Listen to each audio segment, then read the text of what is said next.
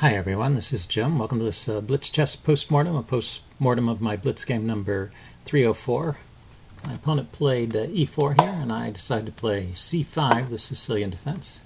And he followed up with f4, the Grand Prix attack. Now f4 is not considered the best move in this position. In fact, these days normally knight c3 is played first. Here, let's take a look at the opening book. If we back up. So you see knight c3 is the second choice amongst knight f3 is the main line. But knight c3 as a way to set up the Grand Prix attack is pretty popular. The immediate f4, which is the original Grand Prix attack, is not considered that good anymore because of the move d4, just immediately trying to d5, just immediately trying to bust up the center. And now the normal line here is e takes d5, just so you know this. E takes d5, and then knight f6, rounding up the pawn with the knight. And if he tries to hold on to it with c4, is there a tactical reason here? You just go after this with the typical undermining move e6, and you're in good shape. Okay, so that's the main line of this Grand Prix attack, but he played e5, which is a bit unusual and not particularly good, so I should have been in okay shape here, but I didn't really recognize the features of the position. What's happening here is this is becoming a lot more like a French defense and a lot less like a Sicilian. The French defense and the Sicilians are related in some ways, but usually I play the Sicilian with the pawn on d6, not on d5. And now I'm going to play e6 and d5, and you see this looks very much like a French defense structure. So already, okay, so I play knight c6, which is okay, keeping an edge for black. He plays c3, and I play e6. So the engine, I was wondering if I could get away with this move bishop f5, trying to get the bishop outside the pawn chain, but I was a little worried it might get trapped over here. So I played e6 first, and then we're outside of the opening book, and he plays d4. So far so good, but right here, this is really when I should have recognized that basically we've transposed into a kind of advanced French. He's got this typical pawn structure, and I have this countervailing pawn chain. Let's turn off some of the colors there. And so the natural strategy here is to undermine the pawn chain. So moves like queen b6 and also knight h6. In fact, the computer's recommending both of them, queen b6 and knight h6. The idea with knight h6, you stay out of the way of this bishop, and you maybe come to the square f4, and then you've got the queen and two knights all pointing at the d4 square. So I'm sorry, knight h6 to f5, all pointing at the d4 square along with the pawn. So that's a way to counterattack this setup. Instead, I played b6, not as good, but still okay. We're in a game that's about even. So the development continues. Knight f3, knight ge7. Okay, bishop e3, and c takes d4. Still okay. We're in the range of about even here, but slowly White's advantage is increasing. So just not making the most accurate moves here, but still, reasonable moves. He goes a3 here. I guess he doesn't want my knight coming in here and maybe causing trouble on c2 with the rook. On c8, knight coming in there could be problems. So yeah, rook c8 was my idea. I play it here. And he goes bishop d3, getting his pieces out. And I go knight f5. And this is still okay, but I'm maybe getting into a bit of trouble. He just drops back here.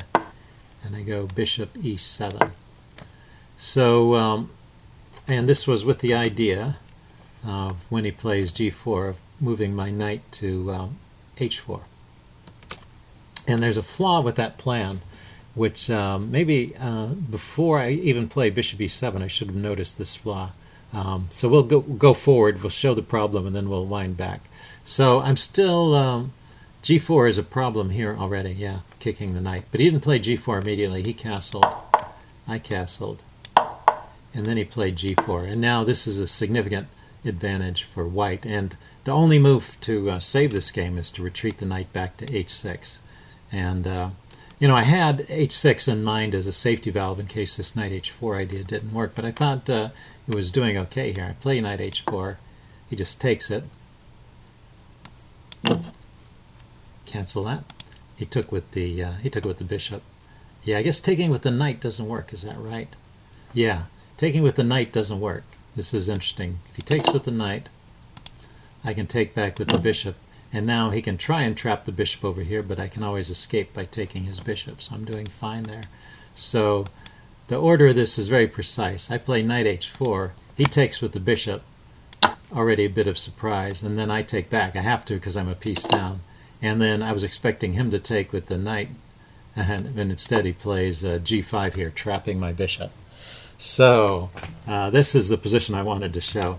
Now this idea of trapping a bishop with pawns is a pretty standard tactical theme, but you rarely see it this far up on the board. Usually it happens when, say, a bishop is snagged a pawn on a2 or on h2, and then the neighboring pawn, the b2 goes to b3, or g2 goes to g3, or b2 goes to b3, trapping the bishop way over here in the corner. Here there's it's a trap, and there's this whole diagonal, but none of these squares are safe, so the bishop is just trapped here. There's no way to save it, and there's no way I can get a piece over here to defend it.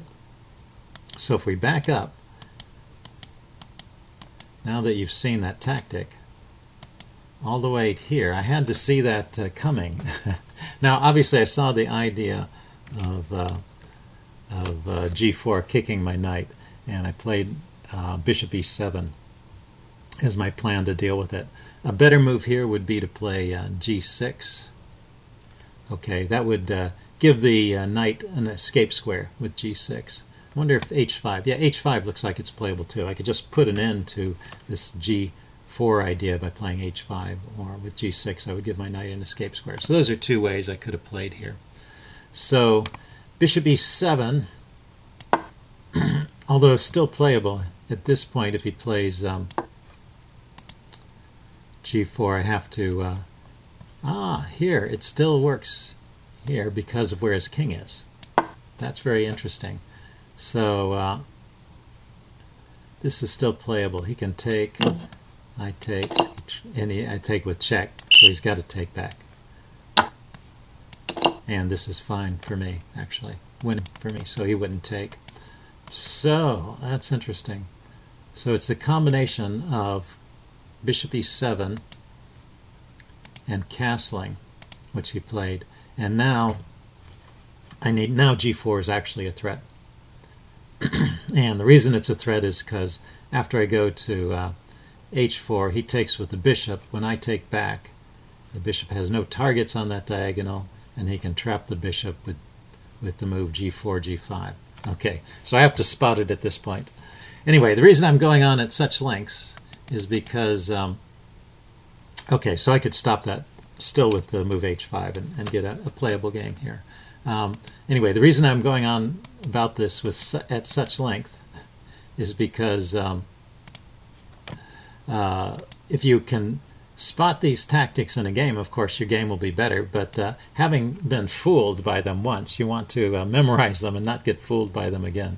So I think this is an important tactical motif to remember, and so that's why I'm kind of going over it a little bit here, and hopefully it'll be helpful to you too. Just watch out for those the case of the stranded bishop. It has no escape square here, and no way to defend it. So got to be looking for these things in advance. If we back up just one step, it's these two pawns next to each other that cause the problem. When the bishop goes here, one pawn supports the other pawn, and the other pawn comes forward and just traps the bishop. This can happen without a pawn. Sometimes there's a piece that defends over here and also blocks the bishop from retreating. So but that's the most common pattern, with two pawns together on the same rank, and then the bishop comes here and then it gets trapped. Okay, enough on that. Let's go on. But actually at this point the game is over. There's no defense. So I play on trying to make some complications. I looked at this with the engine to see if there's anything better, but basically everything loses a piece. It likes g6. I had one crazy idea during the game, which was maybe taking here, with the idea that the knight can't take both pieces, but he can just take here, and then the bishop is still trapped, so I have to take here, take back, and I'm down 2 pieces, and I've exposed his king, but 2 pieces is a lot to give up. Although, yeah, maybe that was still better than the game continuation. Anyway, it was an interesting way to think about it, but I didn't see... I have a few pawns in compensation, but being 2 pieces down is pretty hard to overcome. Okay, so he took... I took the pawn. He takes back, and actually it was slightly better not to take back, but to play bishop takes h7 check. And knight takes g5 with check. Interesting. So he took with the pawn, and we have this, yeah, about a 1 piece advantage for for white, and it's pretty consistent the rest of the game. He plays pretty nicely through this part. My opponent is a higher rated player, so it's not likely he's going to screw up. So we went into this complicated scenario here where I wanted to get rid of this bishop because he was always threatening checkmate over here. So I went ahead and played this, even though I saw that he could take my knight with a threat on the rook. I take his bishop with a threat on his rook, and this all was played correctly. So, and then he throws in the queen check. Yeah, and that's good. That's the right way to play it. I get his knight, but he's going to get my bishop, and it's pretty much all over here. I'm just trying for some counterplay. This is not the best move here, and he can play g6 already. But he plays queen h8. This is good too. I thought he would just maybe trade and go into an endgame where he's a piece up, but he wants to end it quicker, which is probably the right thing to do when there's queens and rooks on, and my king is being chased around. This looks pretty strong, so I try to defend, but it's basically hopeless at this point, and I resign here.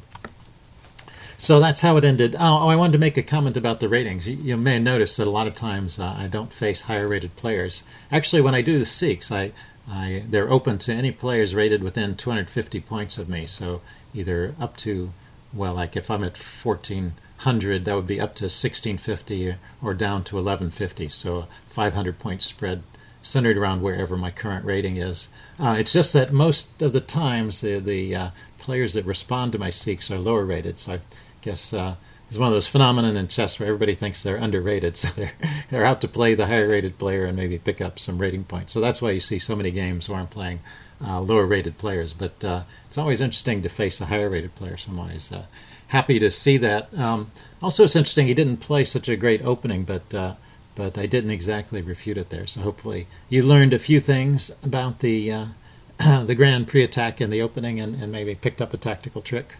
So anyway, that's it for this video. If you have any comments, leave them in the section below, and I will see you again soon. Bye.